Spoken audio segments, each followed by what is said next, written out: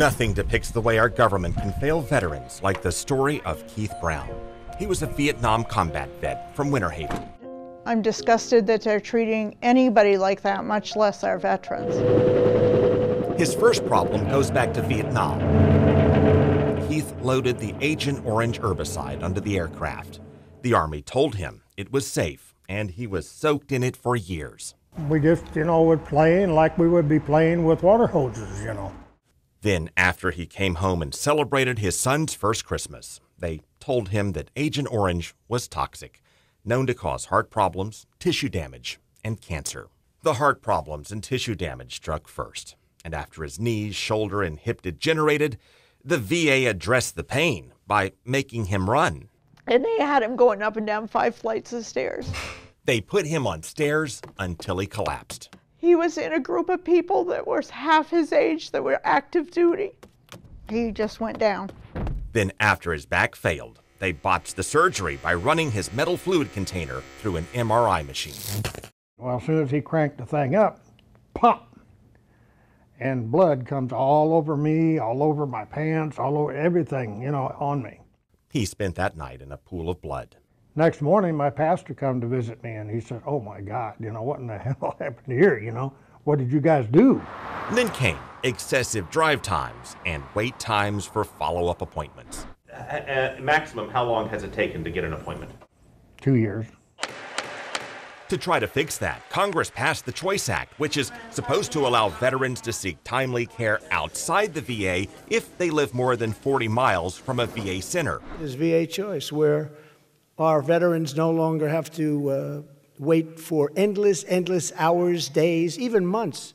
But like many veterans, Keith and his wife Cindy soon discovered the catch.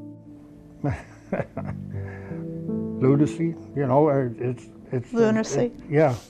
Instead of his previous medical appointments that required him to drive from Winter Haven to Tampa, he had to check into the VA center within 40 miles of his home in Lakeland, which could not meet his needs and therefore referred him to Tampa. Meaning after the reforms, he had to wait longer and drive farther, from Winter Haven to Lakeland, then back home to Winter Haven, to wait for a referral to Tampa, then back home to Winter Haven just to see a doctor. In all total, I think it was like 170 miles. Yeah.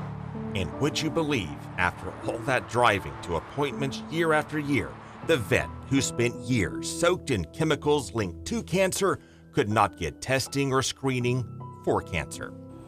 They always are asking you about AIDS, and they'll screen for that. They know he's a cancer risk. He's not an AIDS risk. So they would test him for AIDS, but not for cancer. Right. What does that tell you? It's screwed up. But you remember all the bad stories that used to be about the VA? Now you don't see that. Which brings us to the morning of Cindy's birthday in November of 2018, when Keith started coughing up blood. After those years of inhaling Agent Orange, the doctors told Keith he had lung cancer, and it was terminal. And they end up being terminal by the time they see a doctor. That's not happening anymore. It's like, let's wait until we are at stage 4 and you're terminal, then we'll treat you. And would you believe, 1 month after his terminal cancer diagnosis, the VA sent him this form stating that compensation for aid and attendance or support for terminal cancer was denied. He was upset to the max. Then 3 months later in March, the VA denied his lung cancer was even connected to his service, denying his benefits for cancer as his final weeks on this earth ticked away. There's got to be something better, because if they wait long enough and that veteran dies, they are under no obligation to make a determination at all or to pay back pay. The families have been through enough. It's time to stop. Well, the VA did send this form 3 months later, on June 25th. It admitted it had incorrectly denied service connection for Keith's cancer.